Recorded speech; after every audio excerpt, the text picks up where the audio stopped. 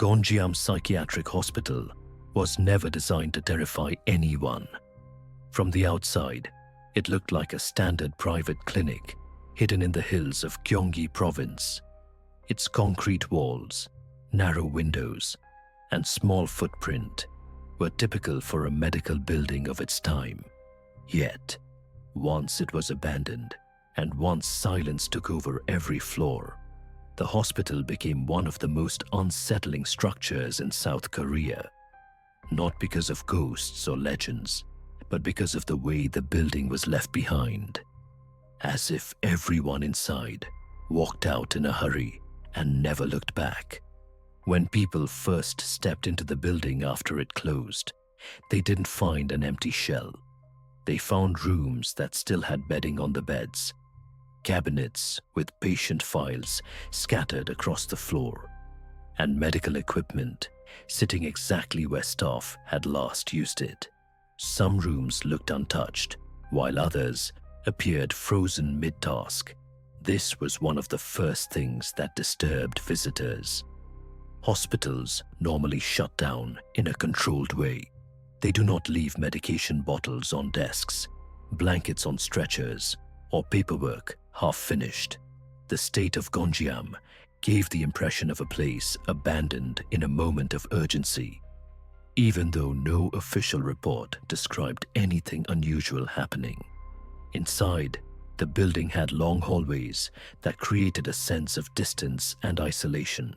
The floors repeated the same layout, which made explorers feel as if they were walking in circles. Even experienced urban explorers described the building as confusing because every corridor looked identical, peeling paint, light coming in through the broken windows, and doorways that opened into rooms left in decaying disorder. The monotony made the silence heavier, and the silence made people more aware of every small sound. Dripping water, shifting wood, or wind moving debris through distant stairwells. The hospital's unsettling reputation grew because of what was left behind. Cabinets and treatment rooms still held restraints. Medical charts lay scattered on the ground, and wheelchairs sat in the middle of hallways where someone had last pushed them. These objects were not frightening by themselves. What made them disturbing was the complete absence of human activity around them.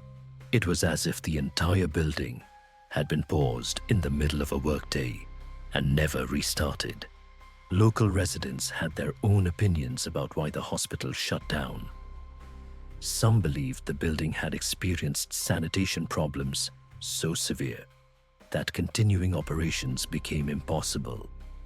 Others thought the owner had financial issues and chose to leave rather than try to fix the facility.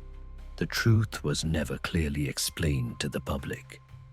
The silence from the people involved created a vacuum where theories grew easily. Without an official statement, the abandoned hospital became a magnet for stories, each more unsettling than the last. As time passed, humidity and weather transformed the interior into something far more disturbing than any rumor. Wallpaper peeled in long strips that curled into the air. Ceilings sagged, wires hung loose, and sections of the floor warped from water collecting under the surface. Dark stains spread across walls with no clear source. Some rooms became so damp that mold climbed almost to the ceiling. In this environment, the normal structure of a hospital began to resemble something far more unwelcoming. Explorers often mentioned a specific feeling when stepping into Gonjiam. They said the air inside felt thick, the kind of air that had been still for too long. Many described the same unnerving detail. The building was quiet, but it was never completely silent. Something was always shifting. Doors expand and contract, metal creaks, and loose objects fall with no warning. In a psychiatric facility left in this state, those sounds carry far too well. Another element that contributed to Gonjiam's notoriety was how difficult it was to reach.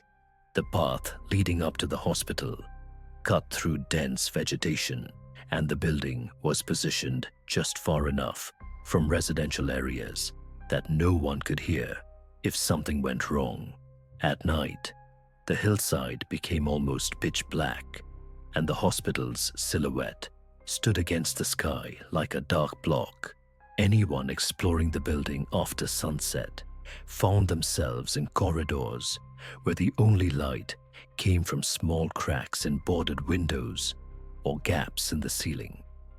People who entered the building reported the same pattern. Each floor felt more claustrophobic than the last. The basement level, in particular, was thick with moisture and darkness. Some rooms held rusted equipment, and others had sinks and pipes that had long since collapsed. Water trickled along the edges of the floor, reflecting narrow streaks of light. The deeper explorers went, the more the building felt like a labyrinth meant to confuse and isolate. The real fear came from the environment, the way the building decayed, the way items were left behind, and the way silence filled every space. Years of abandonment created a canvas where the human mind naturally imagined movement, presence, or stories behind the leftover objects. This was one reason Gonjiam gained international recognition. Photographs of the site circulated online, showing rooms littered with personal items, children's drawings, rusted beds, and equipment still bolted to floors. The visual impact was strong enough that people around the world began asking what happened here. The truth was simple and far less dramatic than the stories. The hospital closed because of internal issues that were never publicly detailed, likely involving sanitation, finances, and disputes between the owner and authorities. No secret tragedy was recorded. No official report described anything extraordinary, but the psychological impact of walking through a decaying psychiatric hospital, especially one abandoned with so many personal items still inside, was enough to make the site one of the most unsettling places in South Korea. Eventually, the building became too dangerous for visitors. The structure weakened over time, and the constant flow of explorers damaged staircases, floors, and walls. The owner installed fences and posted warnings. But this did little to stop people from entering. As the building's reputation grew, more visitors came, and the risk of injury increased. Demolition was eventually approved, and the hospital was torn down. Even now, years after the last wall fell, the atmosphere of the place continues through the images and videos recorded before its disappearance. Gonjiam Psychiatric Hospital earned its place in dark documentary history, not because of what happened while it operated, but because of what remained after it closed. A facility meant for treatment became a structure filled with unanswered questions. The stillness of the rooms, the disorder frozen in time, and the feeling of abandonment made the site unsettling in a way that required no exaggeration.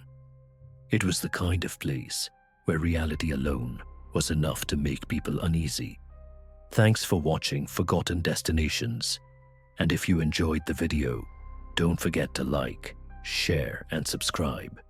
It truly helps this channel grow. And tell me in the comments, what forgotten, eerie, or haunted place should we uncover next? I'll see you in the next video.